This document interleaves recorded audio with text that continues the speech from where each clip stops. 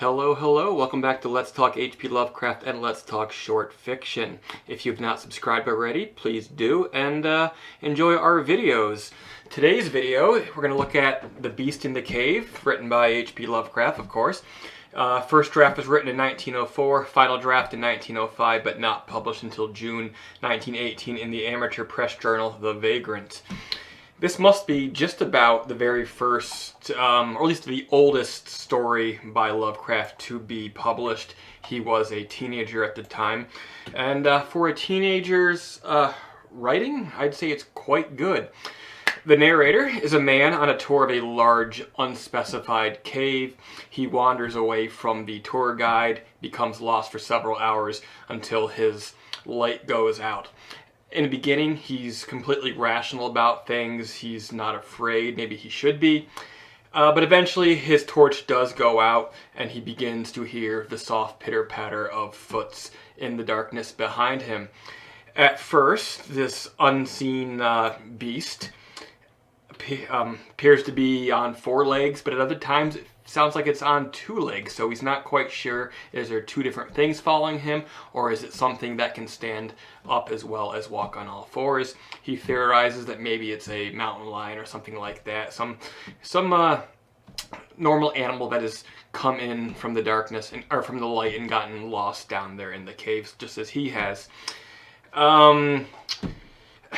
Gradually, he becomes a little bit more fearful. His rational side sort of gives way to the fear. He eventually finds himself stooping down and picking up 2 rocks from the floor. He cannot see anything. He doesn't know what he's picking up. He doesn't know where exactly the creature is other than by its sound. And eventually, he finds himself hurling those rocks into the distance.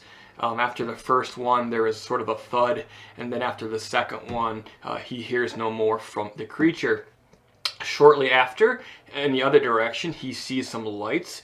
His tour guide has come to find him. About 4 or 5 hours have elapsed, and he throws himself, sort of a blithering, blabbering, fearful idiot, grateful at the feet of his rescuer, which is a far cry from the completely rational being who entered the cave a few hours earlier. From that point, he's of course regaining his composure, and together they decide to go have a look at this creature, this beast that has been following him in the dark. What they find laying on the floor, laying on its face, is what is apparently an ape. It is bone white. He describes it as being ape-like, but it's laying on his face. He can't see it, but he knows that it's still breathing. So the guide, he brings out his gun and decides that he's going to put this creature out of its misery. But just then, it turns over, causing him to drop his gun, and then they see this creature's face for the first time, and it makes a noise. And at the very, very last line of the story, we find out that the creature is in fact a man. So yeah, guys, this is about a 4 or 5 page story. It reminds me of the movie The Descent. I'm not sure if you've ever seen that one. It's about a group of female cave explorers who get trapped in the darkness, and there's these men who have devolved chasing them through the tunnels. Lovecraft wrote this as a teenager, and it shows in the prose style, which is a lot more basic, a lot more conventional than his later works. But it's a good thing. I think it's he's very much guilty in later days of maybe trying a little bit too hard, stuffing the prose a little bit too full, getting a little bit too decadent. But this is really simple, it's clear, it's competent, and it's extremely competent, extremely well written for someone who was just in their teenage years. So it just shows that he was developing well, even as like a 14 or 15-year-old, even a 16-year-old. Throughout the story, I think there's decent tension building. He doesn't have a lot really to work with in this short of a story. And of course, they're in the darkness. That sort of building fear is hard to convey, but he does an acceptable job here.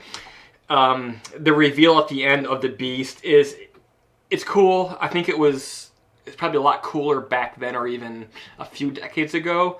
But in 2018, it's a little bit more expected from readers. I did see it coming, but it didn't really detract too much from the joy of reading the story. And then just one last thing before I let you go. This idea that this man, this human, crawled into the caves and has degenerated over the years, over generations, into this pale cave monster with big, huge, sunken eyes, just like the fish in the cave pools and other animals that live in complete darkness. This idea of genetic degradation fits very much into the kind of worldview that Lovecraft was creating much later in his career, or throughout his career, actually. This idea that it's only one or two short steps back from civilized man to monster to beast. And that is the Beast in the Cave. Watch out, don't get lost, you may become the Beast. Alright guys, it is Monday. Got home from work a little bit early today, found the time to do this quick review of this short story, so I hope you enjoyed that, and I hope it inspires you to get out there and explore some caves. No, not actually. Hope it inspires you to take a look at HP Lovecraft's work, because while they have been gaining in popularity, he's still relatively underappreciated, I would say, and he definitely deserves our attention.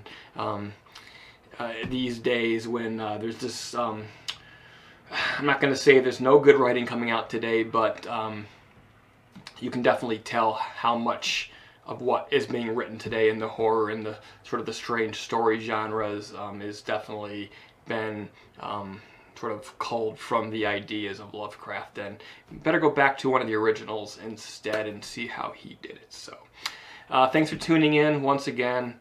If you have a chance, please subscribe to my channel and help push us towards our next goal of 750 subscribers. And until next time, see ya.